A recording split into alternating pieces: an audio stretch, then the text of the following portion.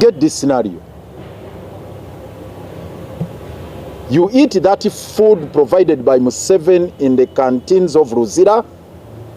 The consequence is what? Death. You refuse to eat it, death. So which option do you have?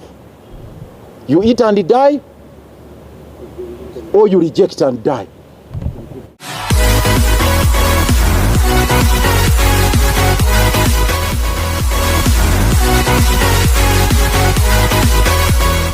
I am here to share a few things about false speculations, which some of you have been calling me about to clarify.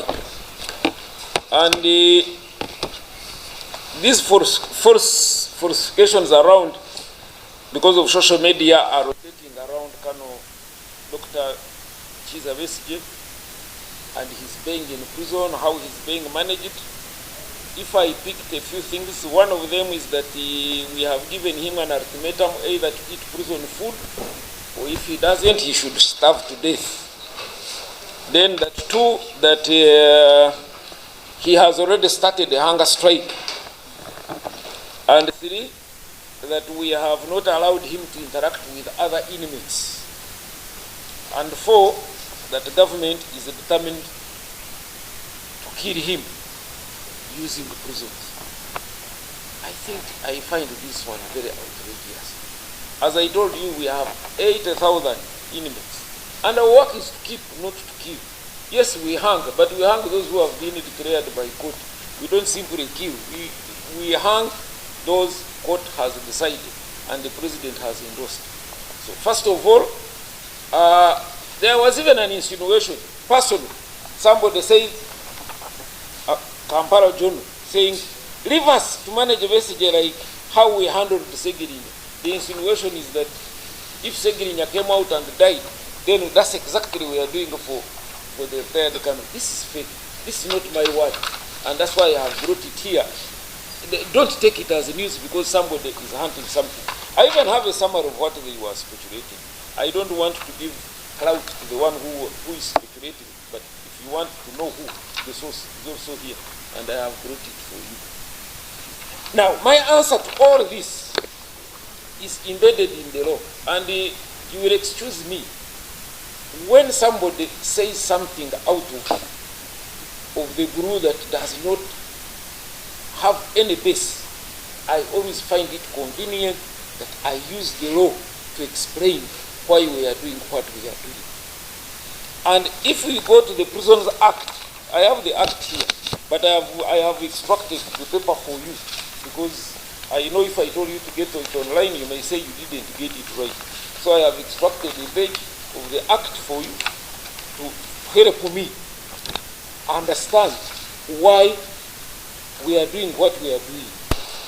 So it's not true that we can deny food to the canon, because Section 68 says every prisoner shall be subject to the prison discipline and to all laws, orders, and directions related to prisons and prisoners during the entire duration of imprisonment, whether he or she is within the premises of the prison or not.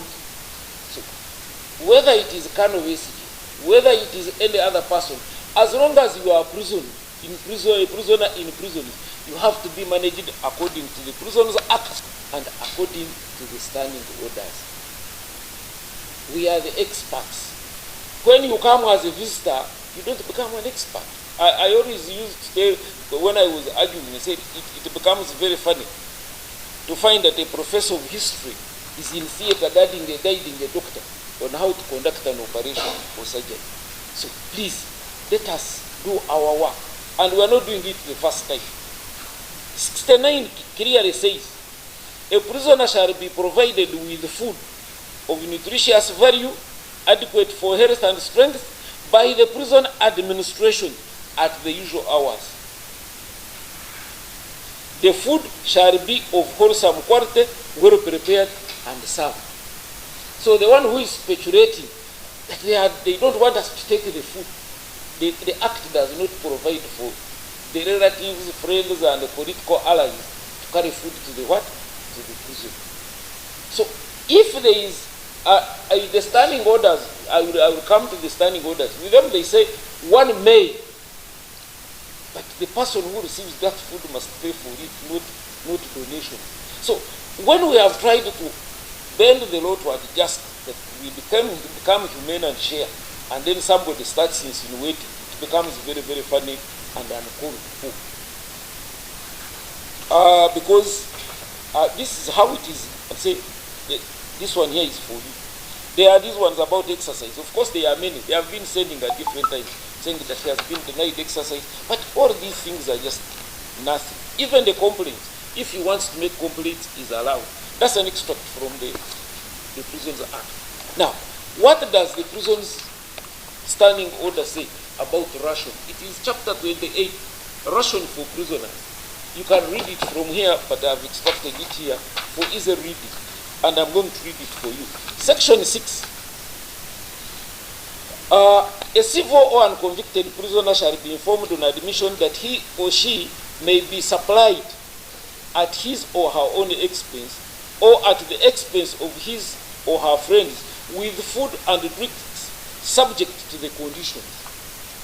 When you bring any item to the prison, it is not a market of buyer seller. No, there must be conditions that we adhere to. 1, he shall give notice beforehand of his or her requirements as the officer in charge may prescribe. It is the officer in charge to prescribe, not the prisoner's visitor to prescribe. So we are operating according to what we are given as a guideline. With them, they are speculating according to their political inclination. But we are not going to do politics in management. Management and politics are very different. That's why I am reading this paper so that you read it in detail. But I'm picking what is quick because I don't want to waste your time. Any privilege allowed under these standing orders may be withdrawn by the officer in charge upon proof upon any abuse of them. So, those who are misleading that getting food from out is a right, no, it's a privilege, subject to discipline. And the officer in charge is allowed at any time to adjust. The details are so many, you can read for yourself.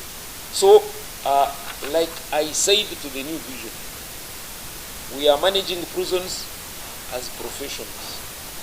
We are managing prisons according to international standards. And whether it is Kano Besigye, whether it is who, for us we look at them as prisoners. That's why every prisoner comes to prison and gets a prison number and is managed accordingly. And we shall do that. And I still remind those who are alarming that the government wants to give retired Kano. At least as far as prisons is concerned, the first time we ever received and kept him was in 2005. He has since been with us not less than 3 times. And he has come in and go now. And so it will be. There is no need for insinuations. Actually, when you saturate this false information, it is the discretion of the OC whether he should actually allow you again to visit. Because if your intention to visit is to distort facts, then there is no reason for you to be permitted